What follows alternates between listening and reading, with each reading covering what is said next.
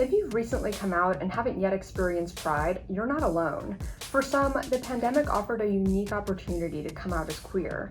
Self-isolation, near-death experiences, and entirely online social lives ushered in a new era of self-discovery. Now, as the COVID-19 vaccination rate in the US is ticking steadily upward, things here are opening up again, just in time for rainbow parades and flags. If you haven't partaken before, Pride 2021 will be especially unique, but these tips apply any year. Here's what to keep in mind when celebrating your first Pride. Number 1, learn Pride's roots. If you're newly out, you may be wondering what all the Pride hubbub is about. In the US, Pride Month is June to commemorate the anniversary of the 1969 Stonewall riots, which kicked off the country's broader gay liberation movement. In the years since, official Pride events have been criticized for being corporatized, branded, and too white, but the initial marches were anything but. Pride marches were some of the first public, highly visible events for queer folks to express their identities, and they also provided an opportunity for political expression. Visibility and political expression are still at the core of Pride today, as is, of course, pride for one's sexuality.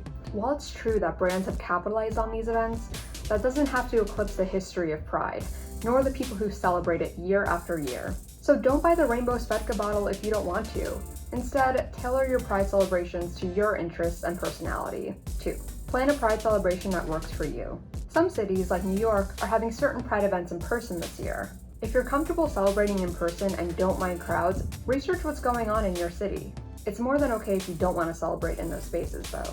First thing that, and perhaps the only thing that I would say is, find the way in which you can really be able to affirm who you are and that in your person and who you are. Many towns and cities have festivities other than the huge parade, and you might be more comfortable there. Look for smaller niche events. If you're a movie lover, for example, check if there's an LGBTQ film festival near you during June. And if you don't mind meeting in person but want something more chill, a Pride brunch or community potluck can fit the bill. Or you might want to take part in mutual aid efforts to ground your Pride celebration in community care.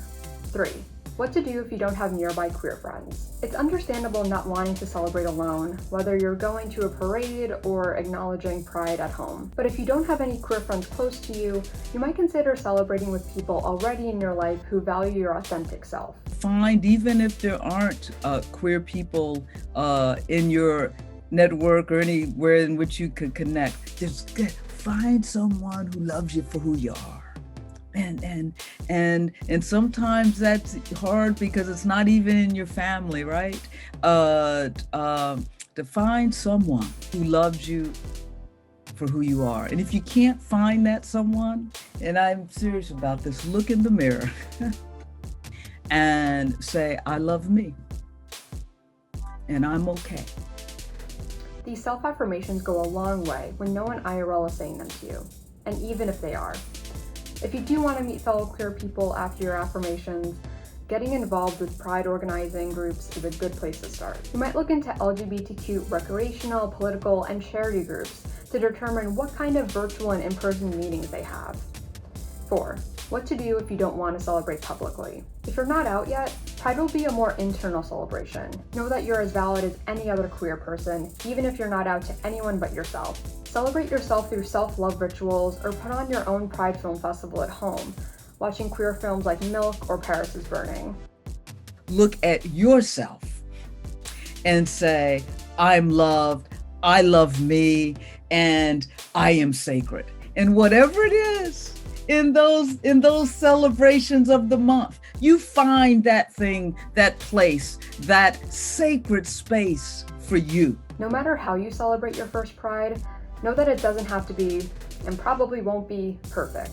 It might be full of the corporate floats and $50 swirl drinks, or it might just be you and some verbal affirmations. But celebrating your sexuality, whether with yourself or with your entire city, is both a political act and an act of self-love. It can look however you like, rainbow flag or not.